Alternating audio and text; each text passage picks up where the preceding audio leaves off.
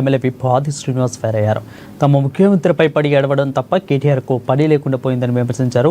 చుచాట్లో చెల్లెలు కవిత గురించి మాత్రం నోరు మెదపడం లేదని, కవిత అడిగిన ప్రశ్నలకు సమాధానం చెప్పే దమ్ము ధైర్యం కేటీఆర్కు లేదని ఆది శ్రీనివాస్ విమర్శించారు.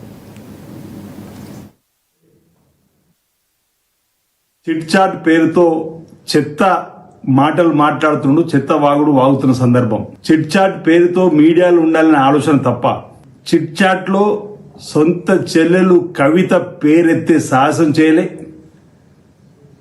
కవిత వేసిన ప్రశ్నలకు సమాధానం చెప్పే దమ్ము కూడా లేకుండా, కవిత చెప్పినటువంటి ప్రశ్నలను ఎదుర్కోలేక చిట్ చాట్ లో మా ముఖ్యమంత్రి పైన పడడం, మాటి మాటికి రేవంత్ రెడ్డి గారి పేరెత్తింది పూట గడవని విధంగా తయారైనటువంటి కేటీఆర్ గారు సెక్రటరియట్కి రావడం లేదు ముఖ్యమంత్రి రేవంత్ రెడ్డి గారు అంటున్నాడు. మీరు చిట్ చాట్ చేస్తున్న సమయంలో మన గౌరవ ముఖ్యమంత్రి రేవంత్ రెడ్డి గారు సెక్రటరియట్లో నూతన విద్యా విధానం పైన చర్చిస్తున్నటువంటి వీడియో ఒకసారి పంపిస్తా చూడమని చెప్పండి.